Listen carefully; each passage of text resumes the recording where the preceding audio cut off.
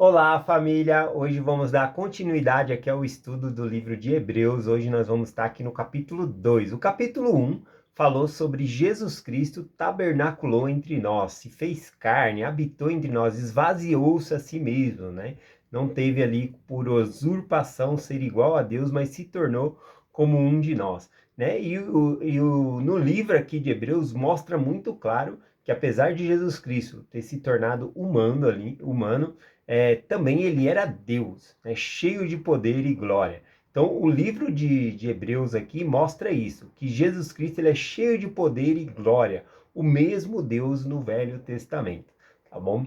Então, esse é o resumo no capítulo 1 e vai trazendo para o capítulo 2 a mesma ideia, que Jesus Cristo tabernaculou entre nós e vai mostrar várias coisas aqui, tá bom? Então, vamos começar com o estudo. Mas antes, só contar uma história para vocês aqui de um homem que tinha um aquário, né? E ele amava peixe. Então ele tinha um aquário bem grande e sempre quando ele ia alimentar os peixes ali, os peixes fugia dele, corria dele. Corria não, né? Que peixe não corre, né? Ele nada, né? Mas se escondia dele ali. E ele ficava frustrado com aquilo, porque ele cuidava tão bem daqueles peixes, não deixava a água ficar escura, dava comida na hora certa, né? E uma vez com um amigo ali, ele fez o comentário, mas eu gosto tanto desses peixes, mas sempre quando eu vou ali cuidar dele, eles fogem, eles se escondem de mim, eu não sei o que eu faço, né?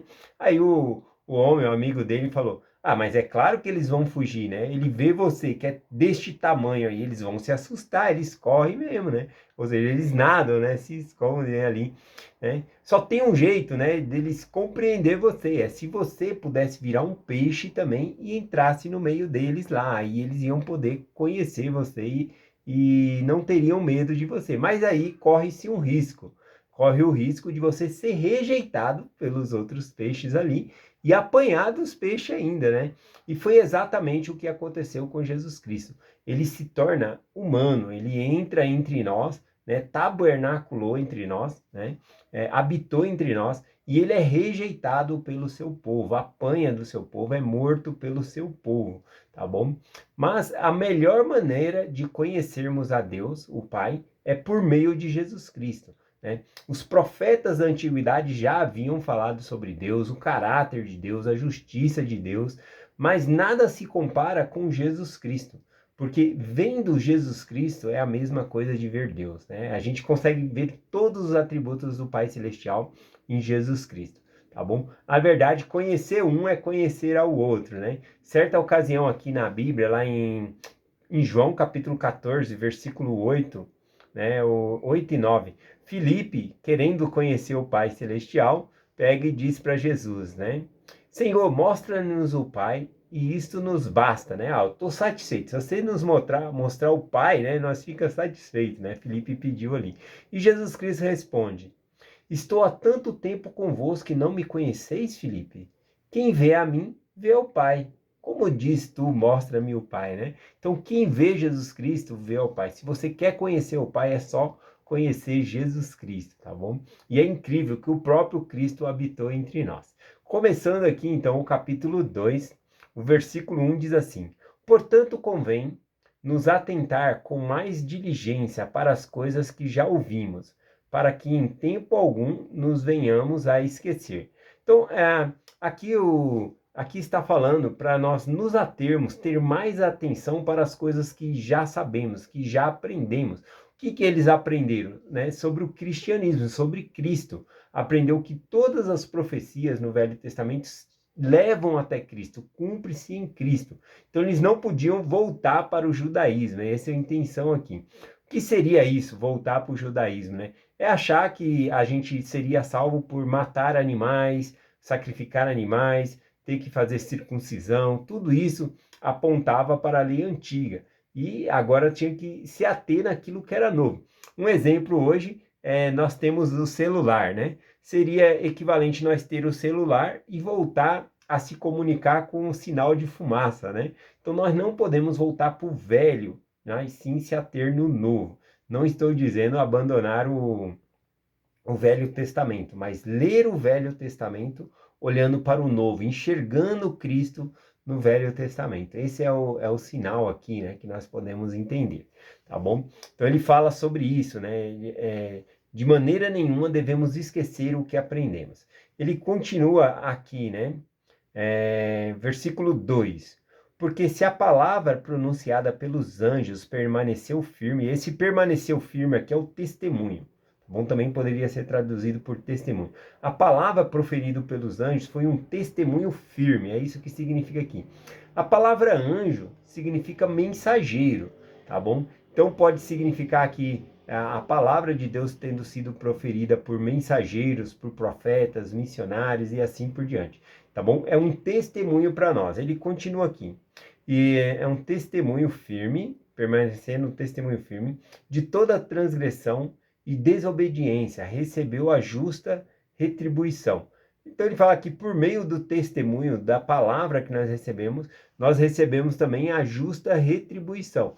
Se fizermos o ruim, né, coisas erradas, a condenação. Se fizermos o bom, receberemos então a exaltação, habitar com Deus e Jesus Cristo. Continuando no 3, aqui ele diz assim: como escaparemos nós, se não atentarmos para um tão grande salvação, o qual conheçamos a ser anunciada pelo Senhor? Foi-nos, pois, confiada pelo que a ouvimos. Aqui é bem interessante o versículo 3, porque ele faz um contraste com o versículo 2. O versículo 2 fala que por meio de anjos essas coisas foram afirmadas, recebemos o testemunho, né? Mas no versículo 3 fala que agora não por anjos, mas pelo próprio Senhor Jesus Cristo. E aqueles que ouviram de Jesus Cristo, ou seja, os apóstolos e outros ali, agora anunciavam o que Jesus Cristo havia falado. Ele é o Messias, ele é o Deus, né? Então, é isso que se trata aqui. Um exemplo, né? Se nós ouvimos os servos, né, quanto mais devemos ouvir o Senhor. Na verdade, nós devemos ouvir os servos como enviado de Deus. Mas nós sabemos que é diferente. Por exemplo, um funcionário vai lá e fala com você, olha, faz isso, isso e isso. É diferente do patrão chegar até você e mandar você fazer algo, né? A força da palavra do patrão tem maior. Embora todos nós devemos considerar os líderes eclesiásticos como os enviados de Deus, constituídos por Deus, e obedecer a eles como em reverência, obedecendo a Deus também, né? Quando nós obedecemos os líderes, mas ter o próprio Senhor falando conosco é um impacto muito maior, tá bom? Então é isso que significa. Se por anjos, por mensageiros, nós obedecemos a palavra do Senhor, muito mais ouvindo pela boca do próprio Senhor aqui, tá bom? Então o argumento aqui é do menor para o maior, né? Se nós ouvimos por meio do servo, quanto mais ainda pela voz do próprio Senhor aqui.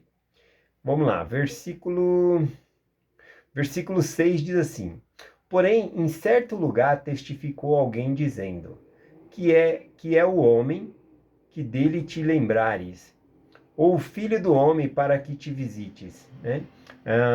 Aqui, eu acredito que foi Paulo que escreveu aqui Hebreus, ou pelo menos ele participou nessa carta aqui, né? Interessante que aqui nessa carta aos Hebreus não tem o autor identificado, não fala quem escreveu, não tem menção nenhuma, né? A gente, estudiosos e até mesmo o manual do Vem Segue, acredita que foi Paulo, né? Ou que ele pelo menos participou nessa carta aqui, que não foi só uma pessoa. Mas é interessante que o apóstolo Paulo, ele conhecia muitas escrituras. Ele poderia dizer qual salmo que era, quem estava falando para passar essa referência. Porque quando ele diz aqui, né, para que dele te lembres, né? Quem é o homem para que dele te lembres? Ou filho do homem para que tu visites? Aqui é um salmo, é lá o salmo aqui. Deixa eu ver se eu anotei aqui. Ixi, eu anotei tanto salmo aqui. Vixe. Nossa, tem vários salmos aqui. Bom, enfim, ele está citando uns salmos aqui. Interessante que o apóstolo Paulo ele tem muito conhecimento das escrituras, mas embora ele tenha todo esse conhecimento, ele não menciona de onde ele tirou. Por quê? Eu acredito que isso seja de propósito, tá bom? Porque aqui ele não quer dar menção ao mensageiro, mas sim na mensagem. Ele quer dar menção à mensagem que é de Deus e não dá ênfase ao mensageiro. O mesmo acontece no livro de Hebreus, não é identificado o autor, porque não é importante, o importante é a mensagem. O pregador nunca é maior do que a própria mensagem. Por exemplo, eu estou falando de Jesus, eu sou como se fosse um mensageiro, mas a mensagem é maior do que eu, Cristo é maior do que eu. Todo o capítulo 1, o capítulo 2 tem mostrado aqui que Cristo ele é maior do que todas as coisas, tá bom? Então esse que é o interessante aqui nessa parte, né, do versículo 6, que ele não identifica o autor. Aliás, lá no versículo 10 ele diz assim, ó, pela aflição do autor da salvação deles. Quem é o sofrimento, que teve o sofrimento, que é o autor da nossa salvação? É Jesus Cristo.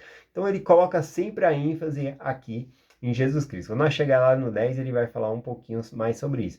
Mas interessante isso, né? Sobre não levar crédito e dar crédito a Deus, né? Pela glória de Deus. Tudo fazemos pela glória de Deus, né? Você já fez algo que você não quis crédito, não quis reconhecimento? Queria ao menos que, pelo menos, a pessoa reconhecesse Deus na vida dela, ou já fez uma doação de maneira oculta, de maneira que a pessoa nem sabia que era você que está fazendo, né? Isso é não levar crédito, né? Até mesmo pessoas que têm que aparecer e fazer um bom trabalho, como os missionários que estão ensinando as pessoas, quando eles batizam, eles dão crédito a Deus, né? Quem converte é Deus. Por mais que nós compartilhamos a mensagem com alguém, quem vai converter é o Espírito Santo, o crédito vai ao Senhor, tá bom? Nós somos instrumento na mão de Deus, mas o crédito é sempre do Senhor ali. Versículo 7. Tu o fizeste um pouco menor do que os anjos, e coroaste de glória e de honra, e constituíste sobre as obras de tuas mãos. Né? Nós falamos um pouco sobre esse versículo ontem, né? Que aqui Jesus Cristo ele foi feito um pouco menor do que os anjos. Ele é maior do que os anjos. Nós vimos isso no capítulo 1, versículo 4, se eu não me engano. Mas aqui menciona que ele desceu abaixo de todas as coisas, tal como o exemplo que eu compartilhei no começo, sobre o aquário, né, os peixes ali, somente se tornando como um deles, não assustaria o povo e eles passariam a conhecer. Mas também tem a questão de ser rejeitado, que também foi o que aconteceu com Jesus Cristo. Mas por meio da obra dele, a gente conhece o Pai Celestial, tá bom? Por meio de saber de Jesus Cristo, né? De conhecer e estudar a sua vida, tá bom? Vamos continuar aqui, versículo 8. Todas as coisas lhe se sujeitam debaixo de seus pés. Por quê? Visto que lhe se sujeitou todas as coisas, nada deixou que não fosse sujeito. Porém, agora ainda não vemos que todas as coisas lhe estejam sujeitas. Interessante aqui, né? Que fala que todas as coisas estão sujeitas perante Cristo. Todas as coisas estão debaixo do seu pé. Mas o versículo no final aqui diz que agora nós não conseguimos ver isso. Aliás, muitos não veem isso, né? E ficam falando, nossa, o mundo está um caos, né? Está uma bagunça. Parece até que Satanás que está tomando conta. Mas, na verdade, Deus, ele está no controle de todas as situações. Ele sabe de cada coisa que está passando nessa terra. Então, nós devemos confiar que tudo está no controle de Deus. E que no devido tempo, ele vai voltar, a segunda vinda de Cristo, e ele vai reinar, o mundo vai ser mais justo. Mas até mesmo agora, a gente tem que reconhecer que Deus é poderoso e que ele está no controle de todas as coisas. Versículo 9. Porém, vemos a coroa de glória e de honra daquele Jesus, que fora feito um pouco menor do que os anjos, por causa do sofrimento da morte, para que, pela graça de Deus, provasse a morte por todos. Então, para provar a morte por todos, né? Jesus Cristo, ele se fez menor do que os anjos, ele se fez menor do que nós, desceu abaixo de todas as coisas, né? Então, até mesmo o sofrimento que nós passamos nessa terra é para nos aperfeiçoar e nos tornar mais semelhante ao Pai Celestial e a Jesus Cristo. Na verdade, ao conhecer o plano, nós não estamos aqui inocentes, nós concordamos com as coisas que passaríamos aqui nessa terra, tá bom? Nós tínhamos ciência das coisas que passariam nessa terra aqui e confiamos em Cristo também, tá bom? Então aqui mostra que Cristo também ele é maior do que o sofrimento, né? Ele sempre, mesmo diante do sofrimento ali, ele sempre obedeceu ao Pai e sempre honrou o Pai Celestial. Versículo 10. Porque convinha que aquele que cuja causa são todas as coisas, mediante o qual todas as coisas existem, trazendo muitos filhos da glória, aperfeiçoar-se pela aflição, o autor da salvação. Então, novamente aqui falando que por meio do sofrimento, o aperfeiçoador, ou seja, nós conseguimos alcançar uma perfeição por meio de Jesus Cristo, que é o autor, né? Então, já que o livro de Hebreus, né, existe muita discussão sobre quem é o autor é Jesus Cristo. O que revela nesse livro é isso. O autor da nossa salvação é Jesus Cristo. Versículo 11 aqui, versículo 11 e 12, vou ler o 13, né, por conta do tempo aqui. Outra vez porei nele a minha confiança, e outra vez eis aqui a mim os filhos de Deus que Deus me deu, né? É outro salmo aqui é Salmos 22, versículo 3, também Isaías 8, versículo 17, né? Só que aqui, né, o autor, ele nunca coloca a referência de quem está falando. Ele somente menciona, a gente vê que é de propósito, porque ele menciona perfeitamente. Se você pegar e for lá em Salmo, você vai ver, nossa, está escrita a mesma coisa que ele falou aqui. Nossa, você foi em Isaías, nossa, está idêntico, né? Como que pode isso, né? A pessoa lembrar das palavras exatas, mas não lembrar quem falou. Então, é certamente que ele está dando crédito aqui ao autor, que é Jesus Cristo, tá bom? E não a quem escreveu, né? Como eu falei, a mensagem é mais importante do que o mensageiro nesse caso. Versículo 14. Porquanto os filhos participam na carne e sangue, ou seja, está falando da nossa humanidade, o nosso teste terreno aqui na Terra, tá bom? É isso, nós participamos aqui. E também ele participou do mesmo, ou seja, o próprio Cristo também participou da carne e sangue, se tornou como um de nós aqui, para que pela morte aniquilasse o que tinha o império da morte, isto é, o diabo. Então aqui Cristo ele se torna maior do que a morte, ele vence a morte, né? Vence o diabo, a morte espiritual, o pecado, todas as coisas estão debaixo de Jesus Cristo. E é interessante porque aqui, ó, no versículo 15 diz assim, ó, livra-se todos os que com medo da morte estavam, por toda a vida, sujeito à escravidão. A escravidão aqui é a escravidão do pecado. Se não houvesse a ressurreição, né, nós estaríamos cativos do inimigo. Mas Cristo ele venceu as ligaduras da morte, venceu o pecado, e por isso nós não seremos cativos do inimigo, tá bom? Então nós seremos libertados da morte, seremos libertados desse cativeiro. Portanto, esse versículo 15 é muito importante, diz que nós não devemos temer a morte.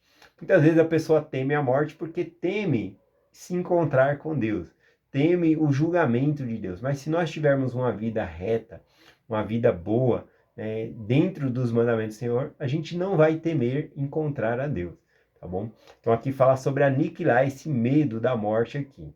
Versículo 16 e o 17, né? Versículo 16 diz assim, porque na verdade não auxilia os anjos, mas auxilia a descendência de Abraão. Aqui ele falando a respeito da salvação, ele fala que está auxiliando, não os anjos, mas a descendência de Abraão. O que significa isso? A descendência de Abraão são aqueles que fazem convênio com o Senhor. Não está falando aqui da descendência literal no sentido sanguíneo, mas a descendência de Abraão, como Paulo ensinou toda vez ali, significa aqueles que fazem convênio com Deus e cumprem esses convênios, tá bom? Então esse é a descendência de Abraão, a descendência espiritual, é isso que significa aqui. Então é com esses aqui que o Senhor está auxiliando-nos para a salvação. Então a gente recebe a ajuda do Senhor aí. Versículo 17, pelo que convinha que em tudo fosse semelhante aos irmãos, para que ser misericordioso e fiel, sumo sacerdote nas coisas concernentes a Deus, para expiar os pecados do povo, né? O próprio Cristo ele faz intercessão por nós, pagando pelos nossos pecados. Último versículo 18, para aquilo que ele mesmo, sendo tentado, padeceu, pode socorrer os que são tentados. Só mais uma coisa aqui, uma observação, Cristo ele foi tentado em todas as coisas e ele venceu a morte, venceu o diabo, venceu todas as tentações e nada disso ele usou os seus poderes divinos. Ele, como diz aqui, ele estava na carne e sangue. Ele estava sujeito a qualquer tentação, como qualquer um de nós. Mas o caráter dele, ele venceu com o caráter dele, com a fidelidade dele a Deus, tá bom? E isso nós também podemos ser maior do que o pecado, maior do que a tentação, adquirindo em nós esse caráter, né? A humildade de Cristo e todas essas coisas, tá bom? Então, assim como Cristo, ele vence o pecado sem usar os poderes divinos dele, nós também, por meio do arbítrio que Deus nos deu, nós podemos escolher sempre seguir a Jesus Cristo, tá bom? E se cairmos, e caímos, né, frequentemente caímos em erro, nós podemos recorrer ao Senhor, nos arrepender sinceramente e voltar-se para o Senhor, levantar-se e continuar de novo e de novo. Que nós possamos sempre, quando cairmos, levantarmos de novo, tá bom? Graças a Jesus Cristo, tá bom? E é isso. Esse versículo 18 aqui, para finalizar, eu lembrei aqui de Alma 7, a partir do versículo 11, né, que fala aqui sobre socorrer, né, os que são tentados. Aqui diz assim, ó: e ele seguirá, proferendo dores, aflições, tentações de toda espécie. Isso para que cumpra a palavra que diz que ele tomará sobre si as dores e enfermidades de seu povo, e tomará sobre si a morte, para soltar as ligaduras da morte, que prende o seu povo, e tomará sobre si as suas enfermidades, para que lhe encham de misericórdia as entranhas segundo a carne, para que saiba, segundo a carne, como socorrer o seu povo em suas enfermidades.